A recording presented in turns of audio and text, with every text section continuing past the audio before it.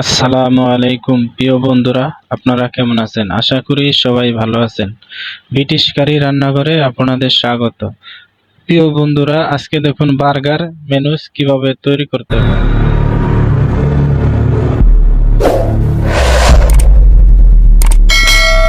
একেবারে শুরু থেকে শেষ পর্যন্ত দেখুন, তাহলে আপনারা নিজেরাই বার্গার মেনুস আপনারা তৈরি করা শিখতে পারবেন। খুব একেবারে সহজে আপনারা বাসায় যে জিনিসগুলো থাকে এগুলা দিয়ে আপনারা তৈরি করতে পারবেন।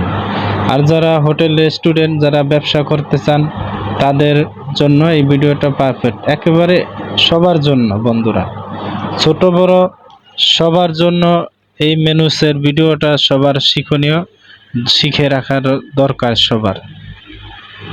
এখানে ডিম দিয়ে দিব 6টা ডিম দিয়ে দিব এখানে।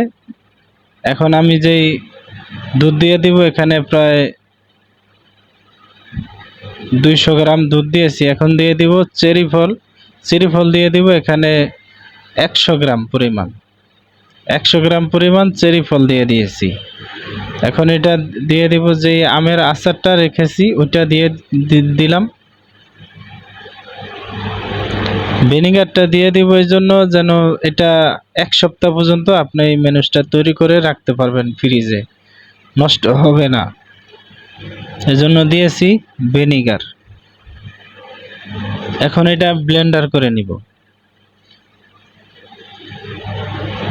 প্রিয় বন্ধুরা, ভালো লাগলে আমাদের এই চ্যানেলটি সাবস্ক্রাইব করে লাইক দিয়ে শেয়ার করে অন্য বন্ধুদের মাঝে দেখার সুযোগ করে দিন।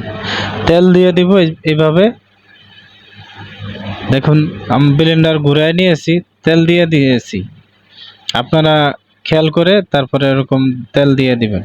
সব সময় ঢেকে তারপরে তেল দিবেন বন্ধুরা। ছিদ্র করে দিলে ভালো, আমি ছিদ্র করি নাই, এভাবে ম্যানুসটা তৈরি করে নিলাম। চিনি দেই নেই, চিনিটা পরে দিবের জন্য ব্লেন্ডার অনেক সময় চিনিটা দিলে বেশি লোডশেডিং হয়, পরে ব্লেন্ডার কয়েল নষ্ট হয়ে যায়। পরে চিনিটা এইভাবে দিয়ে দিবেন। এখানে চিনি দিয়ে দিব আমি 150 গ্রাম চিনি দিয়েছি বন্ধুরা। 6টা ডিম। আর এইভাবে আপনারা তৈরি করবেন খুব সহজে। বার্গার মেনুস আপনারা নিজেরাই তৈরি করতে পারবেন। এটা দিয়ে আরো অনেক সুস্বাদু খাবার তৈরি করা যায়। আজকের ভিডিও পর্যন্ত, দেখা হবে অন্য কোনো ভিডিওতে। এই ভিডিওটি কিরকম হলো আপনারা কমেন্ট বক্সে এসে জানিয়ে দিবেন। আসসালামু আলাইকুম।